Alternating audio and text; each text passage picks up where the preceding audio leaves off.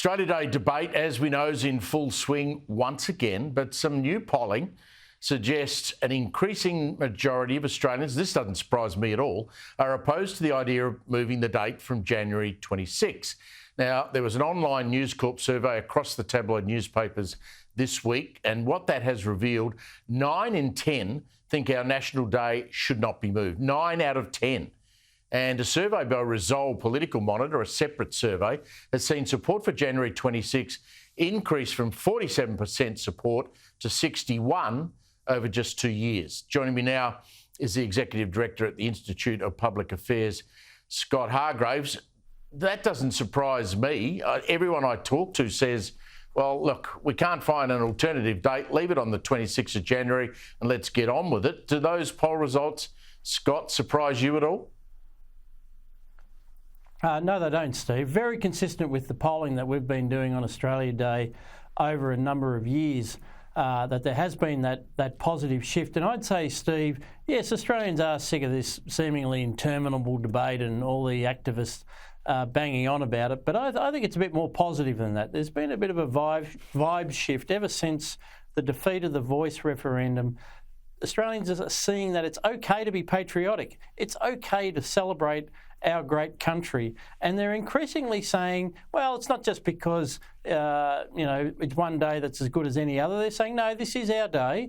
We've been doing this for a long time, nearly 200 years since the first, over 200 years since the first celebrations of January 26 were held. Australians, I think, are making a positive statement that they want to celebrate this great country, and they do want to celebrate it on January 26. So that's the change that we're seeing in those polls. Well, Scott, the IPA were the ones that first picked up this, vibe, this change of mood. I think you're right about the Voice. I think the other thing was that really annoyed people last year was when Woolies went around wagging their finger at people saying, oh, no, we're not having any Australian produce in here, no flags, no thongs with the Australian flag on it. We're just going to ignore it. They then had to do a big backflip. Australians, as we showed, didn't they, Scott, in the Voice referendum, that they don't like big corporates telling them what to think. Well, that's right. And for a long time, the noisy minority held sway and was able to cow everybody else and drive these big corporates. Even though they were a minority, the corporates were listening only to the loud voices.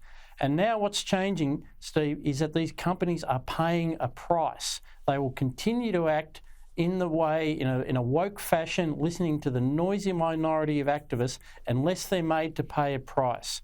And this is what happened to Woolies, and it's going to start happening to other companies, including in the hospitality industry, that they're going to pay a price for following along with that noisy activist agenda and these sort of anti-Australian sentiments that we've seen. I've got some hope that people might, as Peter Dutton says, boycott the Hong Kong-owned Australian venue company over their move to snub the National Day at their 200 venues. My only problem with that, I think, is we're talking about pubs and it's Australia Day. I think it's very hard to convince an Australian you can't go into your local pub, even if it is one of the ones owned by this particular outfit. Oh, look, I think it's going to start getting pretty simple. When you've got to shell out the hard-earned for the Palmer and feed the family, you're going to walk into that pub, you're going to look around and say, where are the Australian flags? Are you going to see something like the Stein Hotel in Manly, which just refers to this as the January long weekend? Or are you going to go to somewhere like the Malvern Hotel, which on its Instagram page says, I love Australia Day?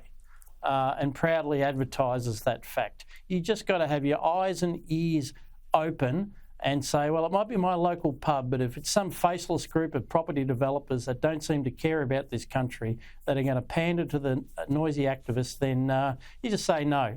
Time to go find somewhere else. I can get a tram to the Malvern Hotel, so you've just put a very good thought in my mind about where I might spend Australia Day, Scott. Thank you very much, mate. We'll catch up with you again shortly.